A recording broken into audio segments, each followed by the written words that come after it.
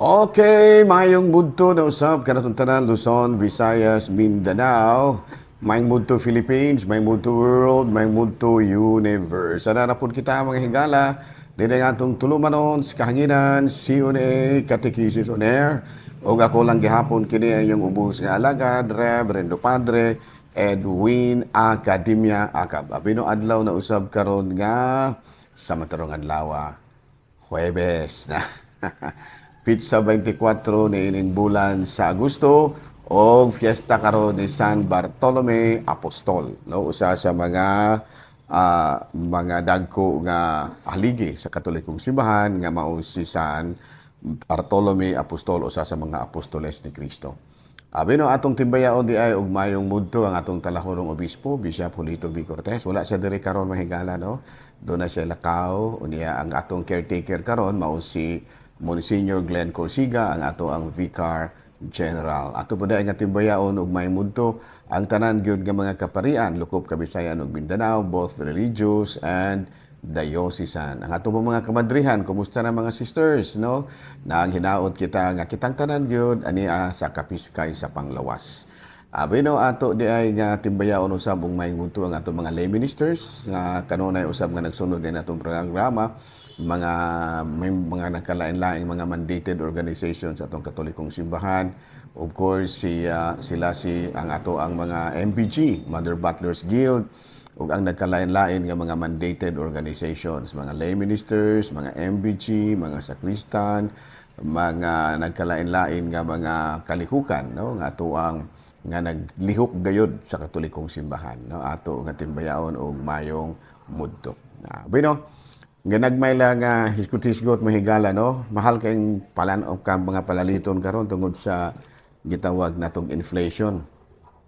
Dako kayo ang mahal kayo ang presyo sa mga palaliton. Unya medyo dili kaayo taas ang atong sweldo. So muna nga labi na gyud kining humay, no? Naabot na kuno mo kuting palit mahigala kay tagaan.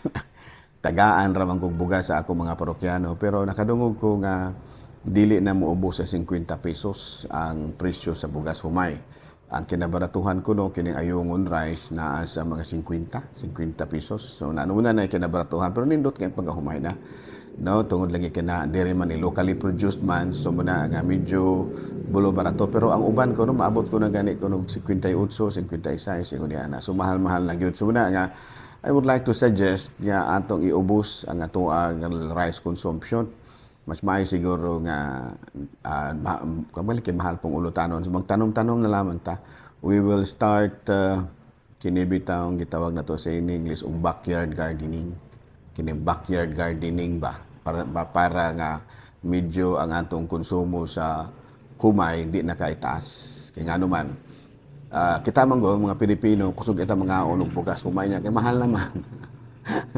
Mahal naman, so muna nga mukuan lang tag alternate. Siguro, daghan-daghan lang na natong kaon ug utan. No, mas healthy pa gani. Actually, no, kay kining taas gani kay ka og kini bang rice consumption, nya kay carbohydrates malagining humay, may puruhan nga mo epekto na sa imong lawas. It could be mamahimo siya nga maka-create siya og diabetes. Ano muna nga siguro it's good for medyo ni siya nga mo bahal ang bugas humay aron pod kita makakaton og kaon og lain pagkaon nga mas mas gitawag nato mas nutritious kaysa humay ingon ana, no. So aron ta maka-save nahala palit kay mingon man ta nga mahal man pong one good pa der kanang kining utan. So pagkakaron ka nagpalit pa man ta, pero kung doon na natay mga backyard gardening, may puruhan nga mo gamay-gamay atong gasto kay nagtubo na kita na may nagtanom ug nagharvest sa atong mga tinanom, no. Alang ni atong walay mga yuta, nakakita ko og uban nga nagamit og kini mga buak nga baldi, buak kini bitang basiyo sa Coke, kini bang soft drinks ba, kini gipanghimo nila nga magamit para talamnan. Labi na gayo diri sa urban areas. Kami diri sa Ayungon, rural area man may, pero doon ay mga lugar diri nga wala sila backyard kay kuan kaayo ba kanang dot kaayo ang mga balay. Usa kuan pa na thickly populated ang ilahang lugar. muna nga siguro mogamit na lamang ta og alternate nga talamnan, mga buak-buak, and then mangita ra ta gamay nga lugar nga mabutang nato ang ato ang mga pananom. Kana aron nga kuan nato, masolusyonan, ma-minimize nato ang atong rice consumption. Okay, klaro ba? Ano? Abino, ari kita sa atuang nga mga ari kita sa CBCP News, balitang simbahan ni ining kabuntuhon. Ang simbahang Katoliko nagsubo tungod sa kamatayon ni Secretary Susan Toots Ople sa Department of Migrant Workers. Sa pamahayag ni Bishop Roberto Santos sa ECMI or Episcopal Commissions on Migrants and Itinerant People, matud pa niya, nawad-an kita og usa ka bayani. We lost a hero, matud pa. Ya kini manggod si Secretary Toots Ople nagpakita gyud sa iyang dedikasyon sa iyahang pagtanaw sa kaayuhan sa mga OFWs, kini ba mga overseas Filipino workers. So muna nga matud pa dili gyud makalimtan no ang maayong panigingnan ni kanhi Secretary Susan Toots Ople. Balita gikan sa Vatican, Pope Francis padayong nanawagan alang sa kalinaw sa nasod sa Ukraine. Kini atol sa iyahang audience sa Popol the Sixth Hall atol sa iyahang papakikinabi sa mga nibisita kaniya. Nasayran niya sa katawhan niya matud pa nanawagan usab siya sa mga katawhan sa Ukraine nga dili gyud wad-on ang ilahang pagtuo sa Dios. Okay, no, ari kita manghigala sa ato ang kining Saint of the Day. Of course, ang atong Saint of the Day karon si San Bartolome, no? Usa sa mga apostoles ni Cristo. If you remember him, mora po ni siyang tawhana nga gingantawag og Nathaniel, no? Ato din pangumusta kang Father Nathaniel Gomez, no? Sangay niya kini si San Bartolome, pero sa iyahang pagka Nathaniel, no?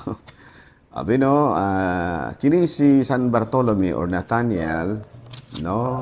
Mao kini siya ang tawo nga ginganla ni Kristo ug ariana ang tinuod gyud nga Israelita nga wala gyud ikasaway. Sa ato pa mismo si atong Ginoong Jesucristo midayeg ni ini na Nathaniel. Unya gitagaan gyud og bili ni Bartolome ang iyahang encounter ni Jesus Christ ug nausob gyud ang iyahang dagan sa kinabuhi ug gani nahimo siyang usa ka misyonero. Ug didto siya na-assign nga moadto sa Armenia, no, ug sa India. Ug didto nadawat niya ang kining gitawag natong kuruna sa martiryo, no, the crown of martyrdom. Didto na kabalo mo giunsa ni siya pag martir mahigala gipanitan nga buhi.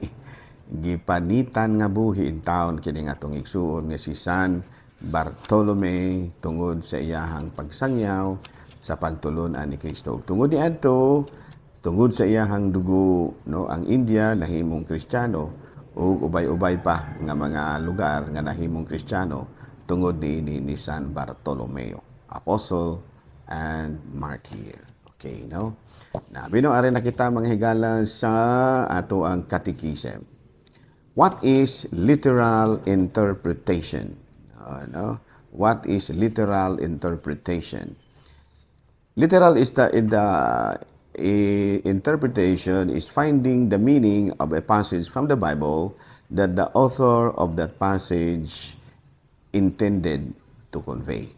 Sa ato pa, dili day ka ng literal interpretation, nga literalo na to pagsabot dili.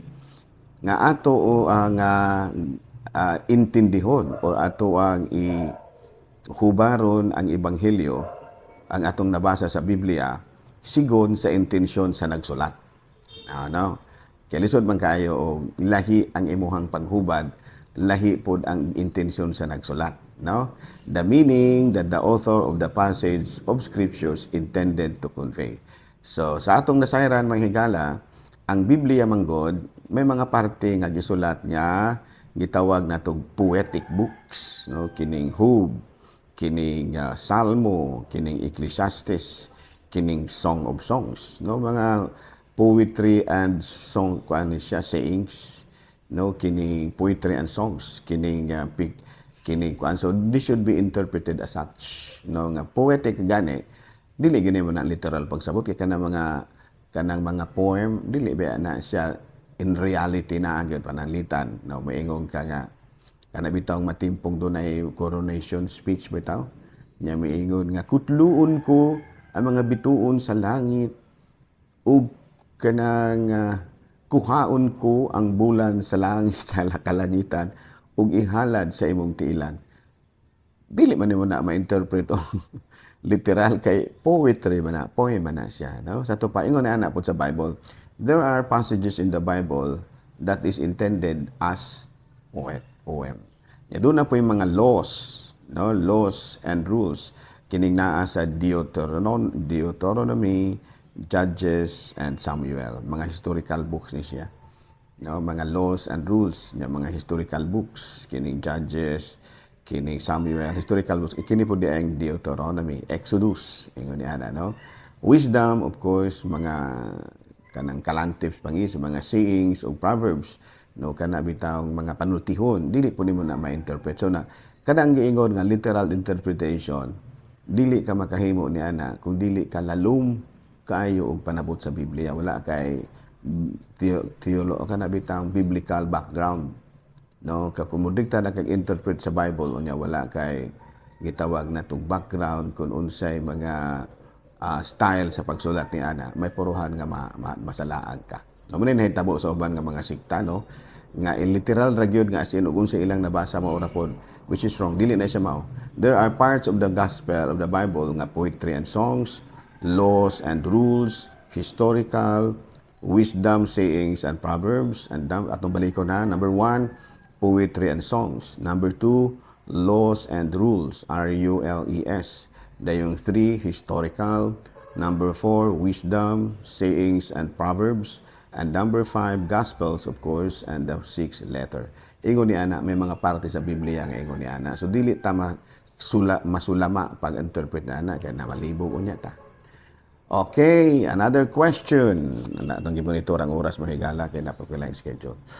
Maimperno ba ang bata? Ang tubag ni ana, depende. A minor before the completion of the age of 7 is still considered an infant and is considered not responsible for oneself. No? Beyond that, presumed to have the use of reason. Sa ato pa, maimperno ba ang bata? 7 anyos, at the age of 7 anyos pataas pwede na. Pero ang bata sa 1 year old to 6 years old, dili na pa na siya pwedeng maimperno kay considered as an infant pa man na. Wala pa na siya ka-responsibilidad sa iyahang gihimo. Okay, klaro? Okay, no, padayon ta manghigala sa ato nga mga buhatonon ni ining kamudtuhon ug dinhi lang una ako kutob ang inyong buos nga alagad Reverendo Padre Edwin AA. Mana milit na usab kaninyo ug manalangin kaninyo ang Dios nga makagahom sa tanan, Amahan, Anak, Espiritu Santo. Good noon, Pilipinas.